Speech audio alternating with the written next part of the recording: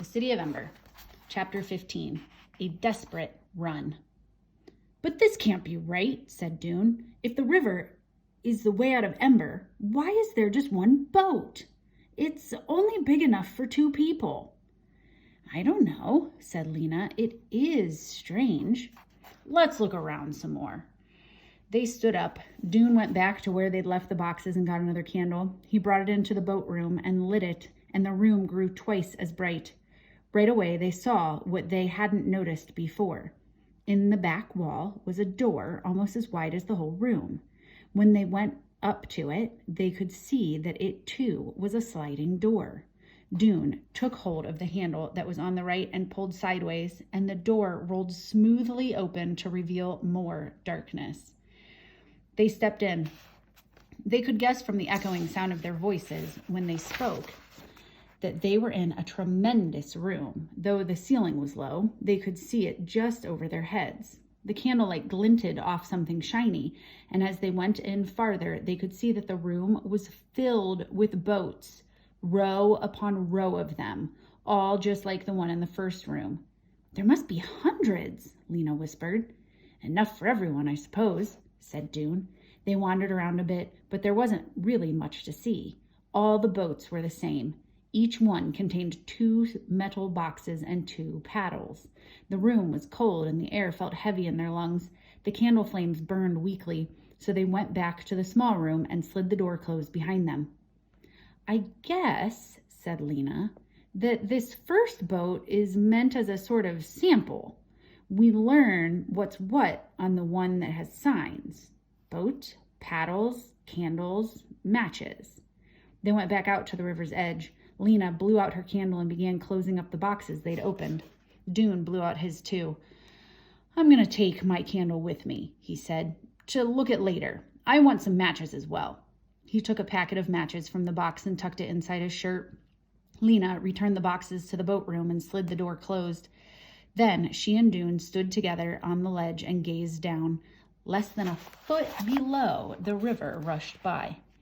A short distance downstream, it plunged into the dark mouth in the wall and disappeared. "Well," he said, "we've found it." "We've found it," Lina repeated wonderingly. "And tomorrow, at the start of the singing," said Dune, "we'll stand up in Harkin Square and tell the whole city."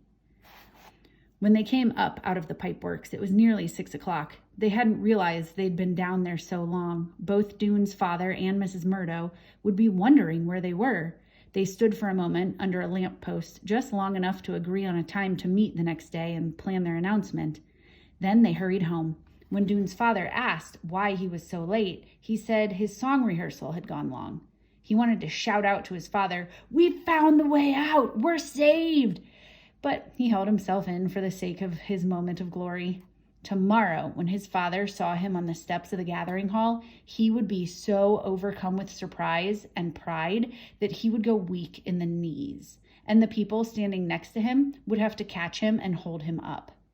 And the announcement about the thieving mayor, that would probably happen tomorrow too. Dune had almost forgotten it in the excitement of finding the boats, the mayor's arrest and the city's rescue, both at once. It was going to be an amazing day. Racing thoughts kept Dune awake almost until morning. The day of the singing was a holiday for the entire city. All the stores and other businesses were closed. This meant that Dune didn't have to go to the pipeworks. His father didn't have to go to his shop either, but he was going to go anyhow. If he wasn't in his shop, fussing with his merchandise, he didn't know what to do with himself. Dune dawdled over his breakfast of carrot sticks and mashed turnips, waiting for his father to go. He wanted to get ready for the journey down the river. They probably wouldn't leave for a few days. He and Lina would make their announcement tonight, and people would need time to get organized before they could leave the city. But he was too excited to sit around doing nothing. As soon as his father left, Dune slipped the case off his pillow. This would be his traveling pack. He put in the candle and the matches. He put in the key he'd borrowed from the pipeworks office. He put in a good-sized piece of rope that he'd found at the trash heaps, and he had been saving for years in a bottle for water. He put in an ancient folding knife that his father had given him, which had come down through generations of his family, and which he used to chop off his bangs when they got so long they tickled his eyelids. He put in some extra clothes in case he got wet, and some paper and a pencil so that he could write a record of the journey. Along with these things, he crammed in a small blanket. It might be cold in the new city. And a packet of food. 6 carrots, a handful of vitamins, some peas and mushrooms wrapped in a lettuce leaf, 2 boiled beets, and 2 boiled turnips. That would be enough. Surely when they got to where they were going, the people who lived there would give them something to eat. He tied the top of the pillowcase in a knot, and then he untied it again.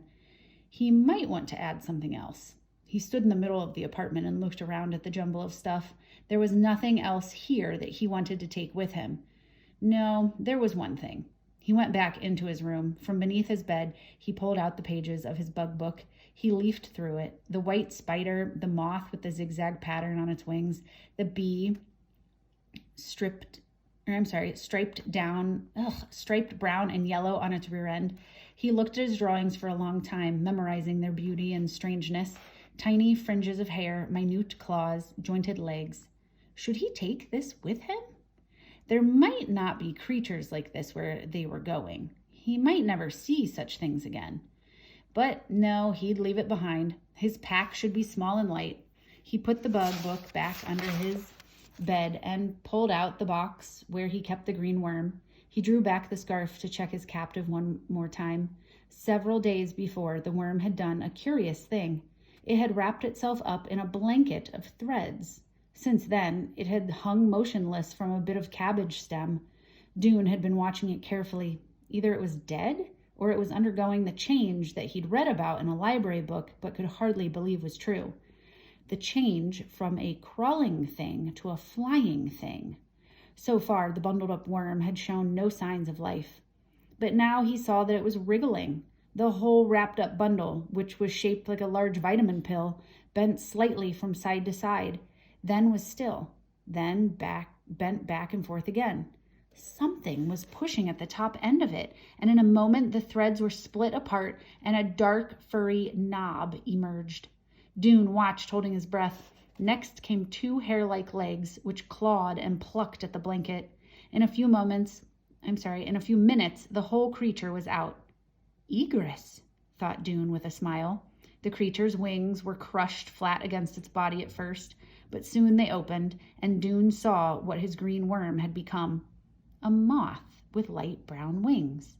He lifted the box and carried it to the window. He opened the window and held the box out into the air. The moth waved its feathery feelers and took a few steps along the wilted cabbage leaf. For several minutes it stood still, its wings trembling slightly. Then it fluttered up into the air, rising higher and higher until it was just a pale spot against the dark sky. Dune watched until the moth disappeared. He knew he had seen something marvelous. What was the power that turned the worm into a moth? It was greater than any power the builders had had. He was sure of that. The power that ran the city of Ember was feeble by comparison and about to run out. For a few minutes he stood by the window, looking out over the square and thinking again about what to pack for his journey. Should he put anything like nails or wire? Would he need money? Should he take some soap? Then he laughed and struck a hand against his head. He kept forgetting that the entire population of the city would be with him on the trip. If he needed something he didn't have, someone would surely be able to supply it. So he tied a knot in his pillowcase and was about to close the window when he caught sight of 3 burly men wearing the red and brown uniform of the city guards, striding into the square. They stopped and looked around for a moment. Then one of them confronted old hump-backed Nammy Praggs, who was standing not far from the entrance to the small item shop. The guard towered over her, and she twisted her head sideways and squinted up at him.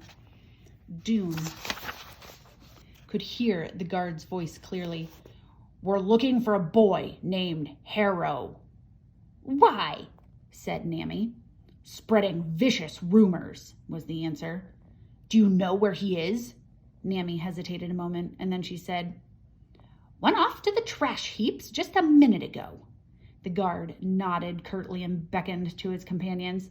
They marched away. Spreading vicious rumors?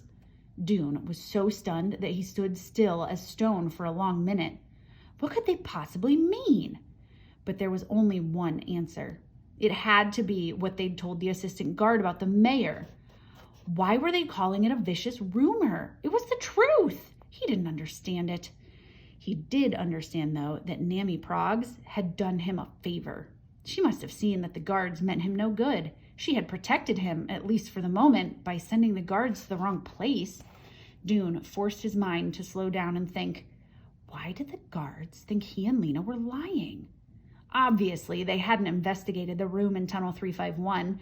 If they had, they'd have known he and Lina were telling the truth. He could think of only one other possibility. The guards, at least some of them, already knew what the mayor was doing. They knew about it and wanted it to stay a secret. And why? It was clear. The guards, too, were getting things from the storerooms. It had to be the answer. For a moment, the fear he'd felt when he saw the guards was replaced by rage. The familiar hot wave rose in him, and he wanted to grab a handful of his father's nails or pot shards and throw them against the wall. But all at once he remembered. If the guards were after him, they'd be after Lina too. He had to warn her. He dashed down the stairs, his anger turning into power for his running feet. After discovering the room full of boats, Lina had come home to Mrs. Murdo's with the sound of the river still in her ears. It was like a huge, powerful voice roaring at the top of its lungs. Deep inside herself, Lina felt an answering call, as if she too contained a drop of the same power. She would ride on the river. She could hardly believe it. And it might take her to the shining city she had dreamed of, or it might drown her. What she had imagined before, the smooth, gently sloping path leading out, now seemed childish. How could the way into a new world be so easy? She dreaded going on the river, but she was ready for it too. She longed to go. She slept that night in the beautiful blue-green room, in the big, lumpy bed with Poppy next to her. She felt safe here. Mrs. Murdo came in and tucked the covers around her. She sat on the edge of the bed and sang an odd little song to Poppy, something about rockabye baby in the treetops. What are treetops? Lina asked, but Mrs. Murdo didn't know. It's a very old song, she said. It's probably nonsense words. She said goodnight and went out into the living room where Lina could hear her humming quietly as she tidied up. She was so orderly. She never left her stockings draped over the back of a chair or her sewing spread out all over the table. Lina closed her eyes and waited for sleep. But her thoughts kept tumbling around. So much was going to happen tomorrow. The whole city would be in an uproar. People would stream down into the pipeworks to see the boats. They'd be excited, shouting and laughing and crying, packing up their belongings and surging through the streets. If they couldn't all fit into the boats, there would be fights. Some people might get hurt. It was going to be a mess. She'd have to keep her little family close around her. Poppy, Mrs. Murdo, and Dune, and perhaps Dune's father and Clary. Through it all, she would hold tight to Poppy so no harm could come to her. It seemed she had barely closed her eyes when she felt Poppy's hard little heels banging against her shins. "Time to get up," Poppy chirped. She got out of bed and dressed herself and Poppy. In the kitchen, Mrs. Murdo was mashing potatoes for breakfast. How lovely, Lina thought, to have breakfast cooked for her, to hear water bubbling in the pot, and to find a bowl and a spoon set out on the table, and vitamins lined up neatly beside a cup of beet tea. I could live here forever, Lina thought, before she remembered that in a day or two they would all be leaving. There was a sudden banging on the front door. Mrs. Murdo dried her hands and went to answer it, but before she'd taken 3 steps, the banging came again. I'm coming, Mrs. Murdo cried, and when she opened the door, there was Dune. His face was flushed and he was breathing hard. He had a bulging pillowcase slung over his shoulder. He looked past Mrs. Murdo to Lina. I have to talk to you, he said, right now, but... He threw a doubtful glance at Mrs. Murdo. Lina scrambled up from the table. In here, she said, towing him toward the blue-green room. When she had closed the door, Dune told her what had happened. They'll come for you too, he said. Any minute. We have to get out of here. We have to hide from them. Lina could hardly make sense of what he was saying. They were in trouble? Her legs went shaky at the knees. Hide? She said. Hide where? We could go to the school. No one would be there today. Or the library. It's almost always open, even on holidays. He hopped impatiently from foot to foot. But we have to go fast. We have to go now. They have signs up about us all over the city. Signs? Telling people to report us if they see us. Lina felt as if a swarm of insects was inside her head, buzzing so loudly she couldn't think. How long do we have to hide? All day? I don't know. We don't have time to think about it. Lina, they could be outside the door this minute. The urgency in his voice convinced her. On the way through the living room, she gave Poppy a quick kiss and called, Bye, Mrs. Murdo. We have some emergency work to do. If anyone comes asking for me, say I'll be back later. They were down the stairs before Mrs. Murdo could ask any questions. Once in the street, they ran. Where to? Lina said. The school, Dune answered. They took Greystone Street, staying within the shadows as much as they could. As they passed the shoe shop, Lina saw a white piece of paper tucked up on the window. She glanced at it, and her heart gave a wild jump. Her name and Dune's were written on it in big black letters. Dune, Harrow, and Lina Mayfleet, wanted for spreading vicious rumors.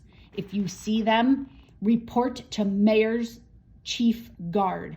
Believe nothing they say. Reward.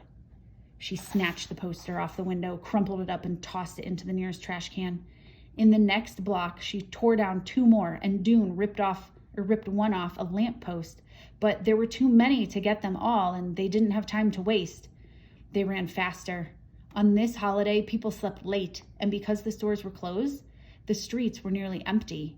Still, they took the long route all the way out by the beehives to avoid Spark Swallow Square, where a few people might be standing around and talking.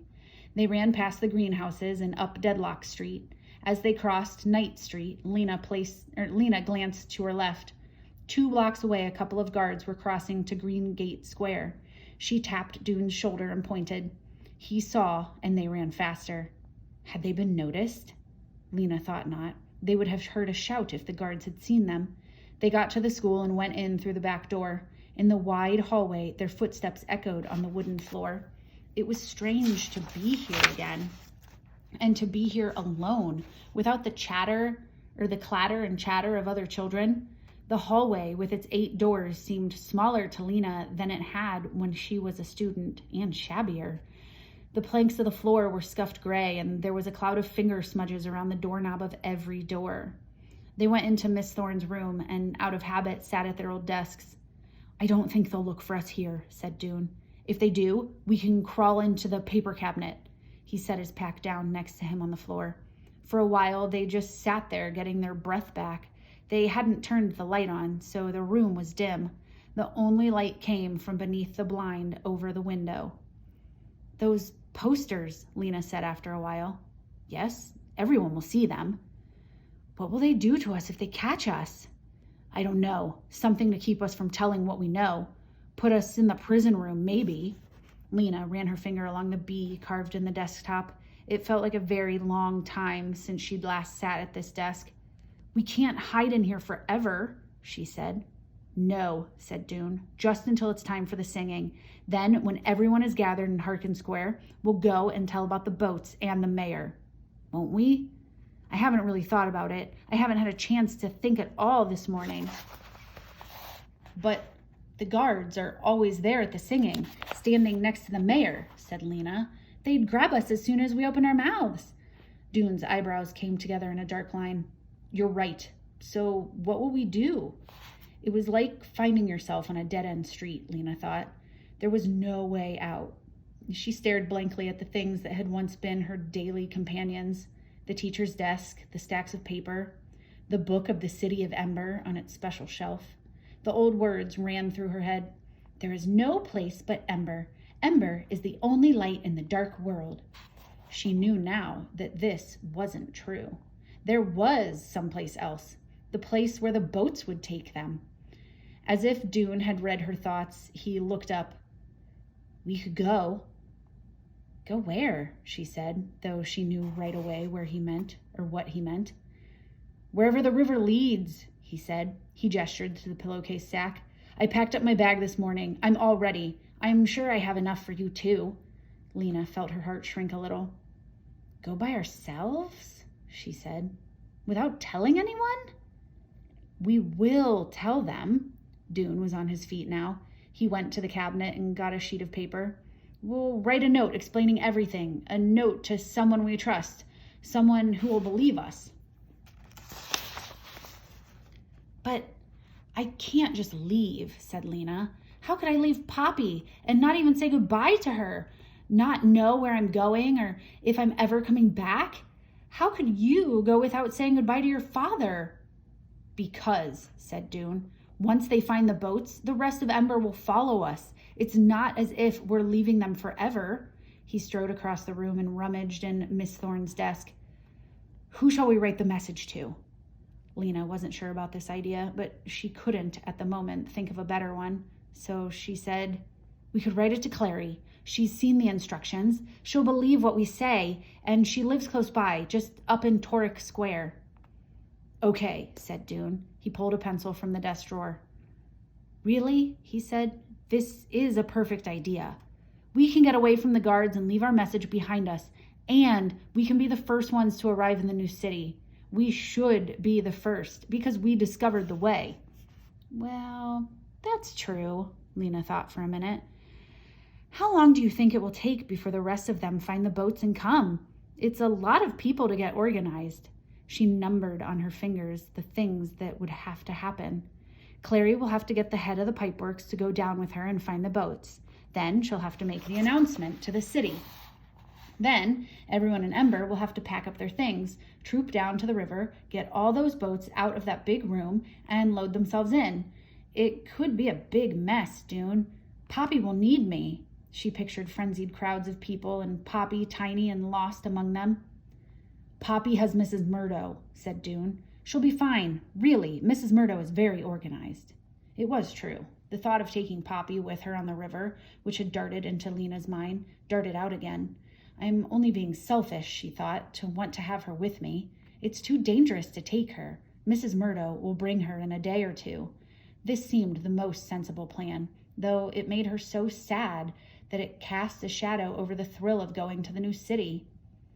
What if something goes wrong? She said.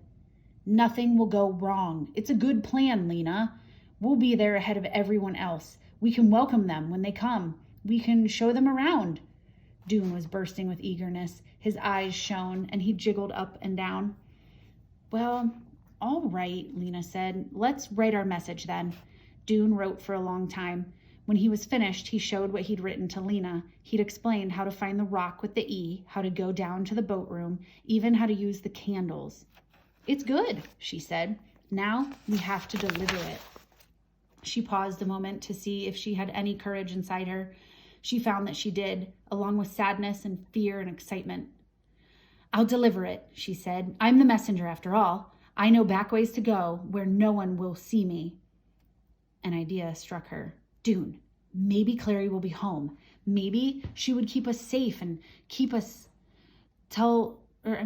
and help us tell what we know, and we won't have to leave right now. Dune quickly shook his head. I doubt it, he said. She's probably with her singing group, getting ready. You'll just have to leave the note under her door. Lina could tell from his tone of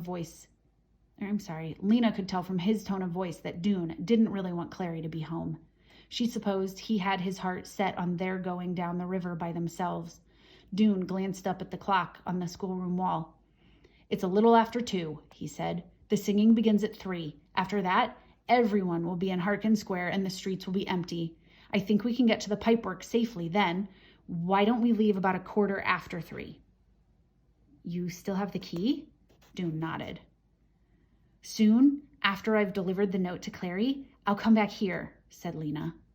Yes, and then we'll wait until 3:15 and then we'll go. Lina got up from the cramped desk and went to the window. She moved the blind a little and peered out. There was no one on the street. The dusty schoolroom was very quiet. She thought about Doon's father, who would be frantic when he saw his son's name on those posters and then realized later that Doon had disappeared. She thought about Mrs. Murdo, who might already have seen the posters and who would be frightened if guards came looking for Lina and terrified if Lina didn't come home by nightfall. She tried not to think about Poppy at all. She couldn't bear it. "Give me the note," she said to Doon at last. She folded the piece of paper carefully and put it in the pocket of her pants. "Back soon," she said, and went out the room and down the hall to the rear door of the school. Doon went to the window to watch her. He moved the blind aside just enough to see out into Pibb Street. There she was, running in that long-legged way, with her hair flying. She started across Stonegrit Lane just before she reached the other side. Doon's breath stopped in his throat. 2 guards rounded the corner from Knack Street, directly ahead of her. One of them was the chief guard. He leapt forward and shouted so loudly Doon could hear him plainly through the glass. "That's her! Get her!" Lina reversed her direction in an instant. She raced back down Pibb Street, turned down School Street toward Bilbolio Square, and vanished from Doon's sight. The guards ran after her, shouting. Doon watched, sick with horror. "She's much faster than they are," he told himself. "She'll lose them. She knows places to hide." He stood frozen next to the window, heavily breathing. "They won't catch her," he thought. "I'm sure they won't catch her."